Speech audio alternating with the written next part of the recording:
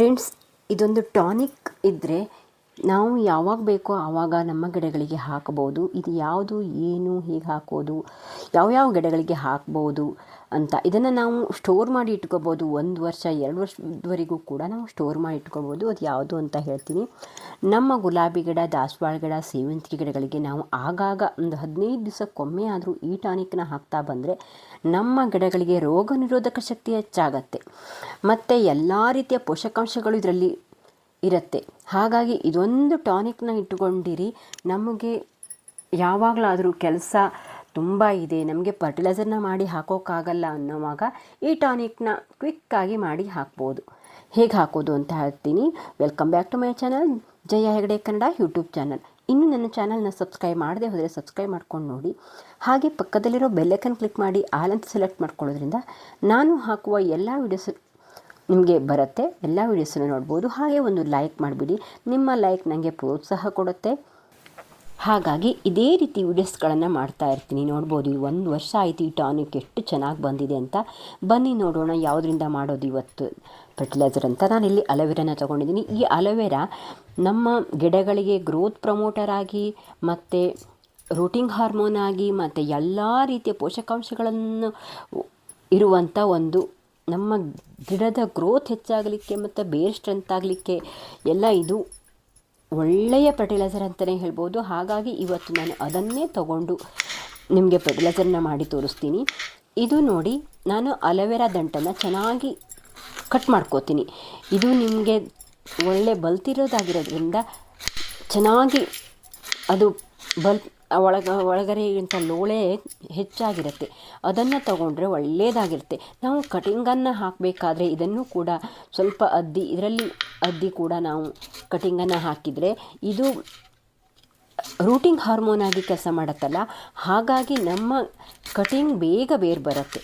ಇದನ್ನು ಕೂಡ ಹಾಕ್ಬೋದು. ಹಾಗೆ ನಮ್ಮ ಗಿಡಗಳಿಗೆ ಇದು ನಾವು ಯಾವುದಾದ್ರೂ ಬೀಜ ಅಂದರೆ ತರಕಾರಿ ಬೀಜಗಳನ್ನೆಲ್ಲ ಹಾಕ್ತೀವಲ್ಲ, ಆಗ ನಾವು ಇದರಲ್ಲಿ ಸ್ವಲ್ಪ ಹಾಕಿ ಬೀಜಗಳನ್ನು ಅದರಲ್ಲಿ ಕಲಸಿ ಬೀಜ ಹಾಕೋದ್ರಿಂದ ಇದು ಬೀಜವನ್ನು ಚೆನ್ನಾಗಿ ಮೊಳಕೆ ಬರಲಿಕ್ಕೆ ಹೆಲ್ಪ್ ಆಗುತ್ತೆ. ಹಾಗಾಗಿ ನಾವು ಇದನ್ನು ಹಾಕೋದ್ರಿಂದ ಮಣ್ಣಿನ ಫಲವತ್ತತೆ ಹೆಚ್ಚಾಗತ್ತೆ, ಮಣ್ಣಿನಲ್ಲಿ ಮೈಕ್ರೋಬ್ಸ್ಗಳು ಹೆಚ್ಚಾಗತ್ತೆ. ನೋಡ್ಬೋದು, ಇದು ಅಲೋವೆರಾ ಒಂದಿದ್ದರೆ ನಮ್ಮ ಗಿಡಗಳಿಗೆ ಬೇರೆ ಏನೂ ಬೇಕಾಗಲ್ಲ ಅಂತಲೇ ಹೇಳ್ಬೋದು. ಇವತ್ತು ಅಲೋವೆರಾನ ತಗೊಂಡು ನಾನು ಮಾಡೋದನ್ನು ತೋರಿಸ್ತೀನಿ. ಹಾಗೆ ಲಾಸ್ಟಲ್ಲಿ ನಾನು ಅದನ್ನು ಹೇಗೆ ಹಾಕೋದು ಅಂತಲೂ ತೋರಿಸಿದ್ದೀನಿ. ನೋಡ್ಬೋದು, ಇದನ್ನೆಲ್ಲ ಚೆನ್ನಾಗಿ ಕಟ್ ಮಾಡ್ಕೋತೀನಿ. ಇದು ಬೇಗ ಲಿಕ್ವಿಡ್ ಆಗಿಬಿಡತ್ತೆ. ಹಾಗಾಗಿ ಇಷ್ಟು ಸ್ವಲ್ಪ ದೊಡ್ಡ ಪೀಸ್ ಆದರೂ ಪರವಾಗಿಲ್ಲ. ನೀವು ಬೇರೆ ಏನಾದರೂ ತೊಗೊಂಡ್ರೆ ಸ್ವಲ್ಪ ಚಿಕ್ಕದಾಗಿ ಪೀಸ್ ಮಾಡ್ಕೊಳ್ಳಿ. ನೀವು ಇದನ್ನು ಬಯೋ ಎನ್ಜಾಮನ್ನು ಮಾಡ್ತಾ ಇದ್ದೀನಿ ನಾನು. ಈ ಬಯೋ ಎನ್ಜಾಮ್ ಮಾಡಲಿಕ್ಕೆ ನಮಗೆ ಯಾವುದಾದ್ರೂ ಹಣ್ಣಿನ ಸಿಪ್ಪೆ ಆದರೂ ಬೇಕಾಗತ್ತೆ, ಇಲ್ಲ ತರಕಾರಿ ಸಿಪ್ಪೆಯಲ್ಲಿ ಮಾಡ್ಬೋದು, ಇಲ್ಲ ಯಾವುದೇ ಒಂದು ಪದಾರ್ಥದಿಂದ ಕೂಡ ನಾವು ಈ ಬಯೋ ಎನ್ಜಾಮನ್ನು ಮಾಡ್ಬೋದು. ಹಾಗೆ ನೋಡಿ, ನಾನಿಲ್ಲಿ ಬೆಲ್ಲವನ್ನು ತೊಗೊಂಡಿದ್ದೀನಿ. ಆರ್ಗ್ಯಾನಿಕ್ ಜೋನಿ ಬೆಲ್ಲವನ್ನು ತೊಗೊಂಡಿದ್ದೀನಿ. ಇದಾದರೆ ಚೆನ್ನಾಗಿರುತ್ತೆ. ಇಲ್ಲ ಆದಷ್ಟು ಆರ್ಗ್ಯಾನಿಕ್ ಬೆಲ್ಲವನ್ನೇ ತೊಗೊಳ್ಳಿ. ಯಾವುದಾದ್ರೂ ಈ ಫರ್ಟಿಲೈಸರ್ ಶಾಪ್ಗಳಲ್ಲಿ ಕೇಳಿದರೂ ಸಿಗ್ಬೋದು ಅನ್ಕೋತೀನಿ. ಇಲ್ಲ ಅಂದರೆ ನಿಮಗೆ ಈ ಮೆಡಿಕಲಲ್ಲಿ ಕೂಡ ಸಿಗ್ಬೋದು ಬೆಲ್ಲ. ನಿಮ್ಮ ಕಡೆ ಎಲ್ಲಿ ಸಿಗುತ್ತೆ ಅಂತ ಗೊತ್ತಿಲ್ಲ. ನಮ್ಮ ಕಡೆ ಎಲ್ಲ ಕಡೆ ಈ ರೀತಿ ಬೆಲ್ಲಗಳು ಸಿಗುತ್ತೆ. ಹಾಗೆ ನೋಡಿ, ಬೆಲ್ಲವನ್ನು ಒಂದು ಏರ್ಟೈಟ್ ಬಾಕ್ಸು ಕೂಡ ಬೇಕಾಗತ್ತೆ. ಅದಕ್ಕೆ ನಾನು ಇದಕ್ಕೆ ಹಾಕ್ಕೊಂಡು ಕಂಟೈನರ್ಗೆ ಹಾಕ್ಕೊಂಡು ನೋಡಿ, 1 ಪಾರ್ಟ್ ಬೆಲ್ಲವನ್ನು ತೊಗೊಂಡ್ರೆ 10 ಪಾರ್ಟ್ ನೀರನ್ನು ತೊಗೋತೀನಿ. ಇದೇ ಪ್ರಮಾಣದಲ್ಲಿ ಮಾಡಬೇಕಾಗತ್ತೆ. ಇನ್ನು ಪ್ರಮಾಣ ಹೆಚ್ಚು ಕಡಿಮೆ ಆಗೋ ಹಾಗಿಲ್ಲ. ಇದು ನೋಡ್ಬೋದು, 10 ಪಾರ್ಟ್ ನೀರನ್ನು ತೊಗೋತೀನಿ. ಇಲ್ಲಿ ನೀವು ಈ ಬೋರ್ವೆಲ್ ನೀರನ್ನು ತೊಗೋಬೇಡಿ. ನಾವು ಕುಡಿಲಿಕ್ಕೆ ಯಾವ ನೀರನ್ನು ಬಳಸ್ತೀವೋ ಅದೇ ನೀರನ್ನು ತೊಗೊಳ್ಳಿ. ಹಾಗೆ ನೋಡಿ, 10 ಪಾರ್ಟ್ ನೀರನ್ನು ತೊಗೊಂಡ್ರೆ ಅದನ್ನು ಹಾಕಿ ಚೆನ್ನಾಗಿ ಬೆಲ್ಲಕ್ಕೆ ಹಾಕಿ ಮಿಕ್ಸ್ ಮಾಡ್ಕೊಬಿಡ್ತೀನಿ. ಈ ರೀತಿ ನಾವು ಕಿತ್ತಳೆ ಸಿಪ್ಪೆ ಅಥವಾ ಲಿಂಬು ಸಿಪ್ಪೆದೆಲ್ಲ ಮಾಡಿಕೊಂಡ್ರೆ ಕ್ಲೀನಿಂಗಿಗೆ ಕೂಡ ಇದನ್ನು ಬಳಸ್ಬೋದು. ಹಾಗೆ ಗಿಡಕ್ಕೆ ರೋಗ ಯಾವುದಾದ್ರೂ ಬೂದಿ ರೋಗ, ಈ ರೀತಿ ರೋಗಗಳು ಬಂದಾಗ ಕೂಡ ಇದನ್ನು ಸ್ಪ್ರೇ ಕೂಡ ಮಾಡ್ಬೋದು. ಕೀಟಗಳ ಹತೋಟಿ ಕೂಡ ಇದರಿಂದ ಆಗತ್ತೆ. ಹಾಗೆ ನೋಡಿ, ಇದು ಪ್ರಮಾಣ ಹೆಚ್ಚು ಕಡಿಮೆ ಆಗಬಾರ್ದು ಅಂತ ಹೇಳಿದ್ದೀನಿ. ಹಾಗಾಗಿ ನೋಡಿ, ಇಲ್ಲಿ ನಾನು ಇದನ್ನು 3 ಪಾರ್ಟ್ ತಗೋತೀನಿ. ಅಂದರೆ ಯಾವುದೇ ಸಿಪ್ಪೆಗಳನ್ನು ಕಿಚನ್ ವೇಸ್ಟನ್ನು ಅಥವಾ ಯಾವುದಾದ್ರೂ ನಾವು ಏನು ತಗೊಳ್ತೀವೋ ಅದರ ಒಂದರಲ್ಲೇ ಮಾಡ್ತಾಯಿದ್ದೆ ನಾನು. ಲೋಳೆ ಸರದ ಒಂದರಲ್ಲೇ ಮಾಡ್ತಾ ಇರೋದ್ರಿಂದ ಲೋಳೆ ಸರನ ನಾನಿಲ್ಲಿ 3 ಪಾರ್ಟ್ ಲೋಳೆ ಸರನ ತಗೋತೀನಿ. ನೋಡ್ಬೋದು ಇಲ್ಲಿ ಈ ಲೋಳೆ ಸರ ನಮ್ಮ ಗಿಡದ ಗ್ರೋತ್ ಪ್ರಮೋಟರ್ ಆಗಿ ಕೆಲಸ ಮಾಡೋದ್ರಿಂದ ನೀವು ಬೇರಿಗೆ ಇದನ್ನು ಹಾಕೋದ್ರಿಂದ ಈ ನಾವು ಸಸಿನೆಲ್ಲ ರಿಪೋರ್ಟಿಂಗ್ ಮಾಡ್ತೀವಲ್ಲ ಅದನ್ನು ಹಾಕೋದ್ರಿಂದ ಬೇಗ ಬೇರುಗಳು ಬರುತ್ತೆ, ಬೇರು ಸ್ಟ್ರೆಂತ್ ಆಗುತ್ತೆ, ಬೇರಿಗೆ ರೋಗ ನಿರೋಧಕ ಶಕ್ತಿ ಹೆಚ್ಚಾಗತ್ತೆ. ಹಾಗಾಗಿ ಇದೊಂದು ಬಯೋ ಎನ್ಸೈಮನ್ನು ಮಾಡಿಟ್ಕೊಂಡ್ರೆ ನೀವು ಯಾವಾಗ ಬೇಕೋ ಆವಾಗ ನಮ್ಮ ಗಿಡಗಳಿಗೆ ಹಾಕ್ಬೋದು.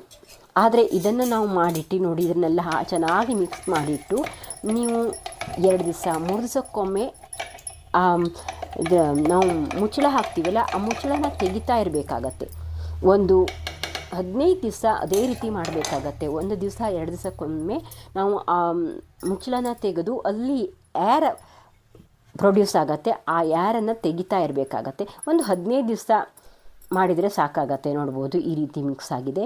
ಇದೆಲ್ಲ ನಮಗೆ ಅದು ರೆಡಿಯಾಗಿದೆ ಅಂತ ಹೇಗೆ ಗೊತ್ತಾಗತ್ತೆ ಅಂದರೆ ಆ ಲೋಳೆ ಸರ ಎಲ್ಲ ಚೆನ್ನಾಗಿ ಮಿಕ್ಸ್ ಆಗಿ ನಾವು 3 ತಿಂಗಳ ನಂತರ ಅದನ್ನು ಬಳಸಬೇಕಾಗತ್ತೆ. ನೀವು ಬೇಕಾದರೆ ಇದ್ರ ಮೇಲೆ ಒಂದು ಡೇಟನ್ನು ಬರ್ಕೊಳ್ಳಿ, ಆಗ ನಮಗೆ 3 ತಿಂಗಳ ನಂತರ ಇದನ್ನು ನಾವು ಯೂಸ್ ಮಾಡ್ಬೋದು. ಹಾಗೆ 3 ತಿಂಗಳ ನಂತರ ಅದನ್ನು ಸ್ಟೋರ್ ಮಾಡಿಟ್ಕೊಂಡು 1 ವರ್ಷ 2 ವರ್ಷಗಟ್ಟಲೆ ಕೂಡ ನಾವು ಅದನ್ನು ಯೂಸ್ ಮಾಡ್ಬೋದು. ನೋಡಿ ಈ ರೀತಿ ಮುಚ್ಚಳನ ತೆಗೆಯೋದು ಹಾಕೋದು ಮಾಡ್ತಾ ಇರಬೇಕಾಗತ್ತೆ. ಹಾಗೆ ಮುಚ್ಚಳನ ಹಾಕಿಬಿಟ್ರೆ ಏರು ಒಂದೇ ಸರಿಗೆ ಮೇಲೆ ಬಂದುಬಿಡತ್ತೆ. ಹಾಗಾಗಿ ಈ ರೀತಿ ಮುಚ್ಚಳ ತೆಗೆಯೋದು ಹಾಕೋದು ಮಾಡಿ 1 ತಿಂಗಳದವರೆಗೆ ನೀವು ಅದನ್ನು ಹಾಗೆ ಮಾಡ್ತಾಯಿರಿ. ಅಂದರೆ ಮೊದಲು ಒಂದೊಂದು ದಿವಸಕ್ಕೆ ಮಾಡಿ, ಆಮೇಲೆ ಒಂದು 4 ದಿವಸ 8 ದಿವಸ ಬಿಟ್ಟು ಆ ರೀತಿ ಮಾಡಿದರೆ ಸಾಕಾಗತ್ತೆ. ನಾನು ಇವತ್ತು ಹೋದ ವರ್ಷ ಇದೇ ಟೈಮಲ್ಲಿ ನೋಡಿ ಇದು ಕಲ್ಲಂಗಡಿ ಸಿಪ್ಪೆಯಿಂದ ಮಾಡಿದ್ದೆ. ಆ ಬಯೋ ಎನ್ಸೈಮನ್ನು ಬಳಸೋದನ್ನು ಹೇಗೆ ಅಂತ ತೋರಿಸ್ತೀನಿ. ನೋಡ್ಬೋದು ನಾನು ಇಲ್ಲಿ ಅದನ್ನೇ ಮಾಡಿಟ್ಕೊಂಡಿದ್ದೆ, ಮಾಡಿ ನಾನು ಬಳಸ್ತಾ ಇದ್ದೆ. ಆದರೆ ನಾನು ಇದನ್ನು ಬಳಸೋದನ್ನು ಯಾವ ರೀತಿ ಅಂತ ಹೇಳಿರಲಿಲ್ಲ. ಹಾಗಾಗಿ ಇವತ್ತು ಇದನ್ನು ನಾನು ನಿಮಗೆ ತೋರಿಸ್ತೀನಿ. ನೋಡಿ ನಾನು ಡೇಟ್ ಬರೆದಿಟ್ಟಿದ್ದೀನಿ.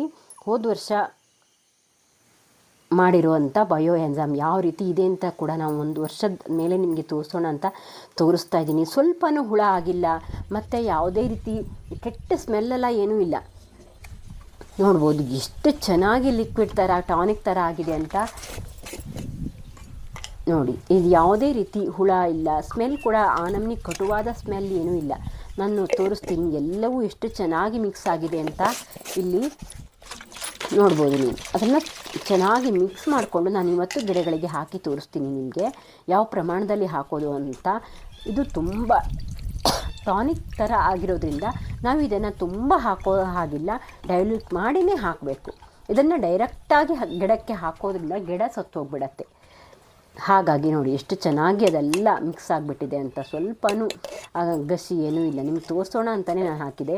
ಆದರೆ ಸ್ಪ್ರೇ ಮಾಡೋದಾದರೆ ಈ ರೀತಿ ಸೋಸ್ಕೊಂಡು ಹಾಕಿ, ನಾನಿಲ್ಲಿ ಸ್ಪ್ರೇ ಮಾಡ್ತಾಯಿಲ್ಲ, ಹಾಗೆ ಗಿಡಗಳಿಗೆ ಹಾಕ್ತಾಯಿದ್ದೀನಿ. ಹಾಗಾಗಿ ಸೋಸೋದೇನು ಬೇಕಾಗಿರಲಿಲ್ಲ, ನಿಮಗೆ ತೋರಿಸೋಣ ಅಂತ ಮಾಡಿದ್ದೀನಿ. ನೋಡಿ ನಾನಿಲ್ಲಿ 10 ml ಮಾಪನ್ನು ತೊಗೊಂಡು 2 ಲೀಟರ್ ನೀರಿಗೆ 10 ml 1 ಲೀಟ್ರ್ ನೀರಿಗೆ 10 ml ಆಗುವಷ್ಟು ಹಾಕಿ ಅಂದರೆ ಇಲ್ಲಿ 2 ಮಾಪನ್ನು ತೊಗೊಂಡಿದ್ದೀನಿ. ಅಷ್ಟನ್ನು ಹಾಕಿದರೆ ಸಾಕಾಗತ್ತೆ. 2 ಲೀಟರ್ ನೀರಿಗೆ 20 ml ತೊಗೊಂಡಿದ್ದೀನಿ. ಅಷ್ಟು ಹಾಕಿ ಇದನ್ನು ಹಾಗೆ ಮತ್ತೆ ಮುಚ್ಚಳ ಹಾಕಿ ಇಟ್ಬಿಡ್ತೀನಿ.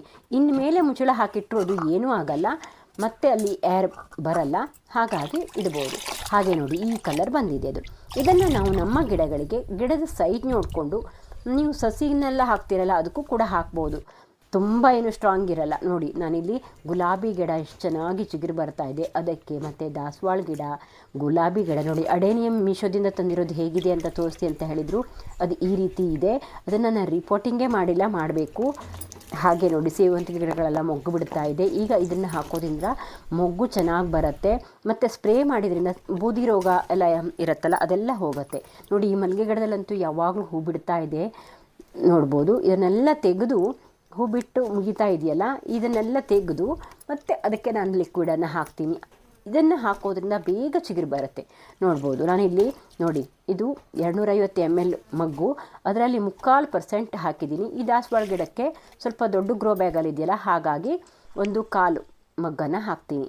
ಈ ರೀತಿ ಪ್ರಮಾಣದಲ್ಲಿ ನಾವು ಅದಕ್ಕೆ ಗಿಡಗಳಿಗೆ ಹಾಕಿ ಇದೇ ರೀತಿ ನೀವು ಮಲ್ಲಿಗೆ ಗಿಡ, ದಾಸವಾಳ ಗಿಡ ಮತ್ತು ಗುಲಾಬಿ ಗಿಡಗಳಿಗೆಲ್ಲ ಹಾಕಿ ಈ ಟೈಮಲ್ಲಿ ಹಾಕೋದ್ರಿಂದ ನಮ್ಮ ಗಿಡಗಳ ಗ್ರೋತ್ ಚೆನ್ನಾಗಿ ಬರುತ್ತೆ. ಈ ವಿಡಿಯೋ ಹೇಗಿತ್ತು ಅಂತ ಕಾಮೆಂಟ್ ಮಾಡಿ. ಇನ್ನೂ ಸಬ್ಸ್ಕ್ರೈಬ್ ಮಾಡಿದ್ರೆ ಸಬ್ಸ್ಕ್ರೈಬ್ ಮಾಡ್ಕೊಳ್ಳಿ. ಹಾಗೆ ಥ್ಯಾಂಕ್ ಯು ಫಾರ್ ವಾಚಿಂಗ್.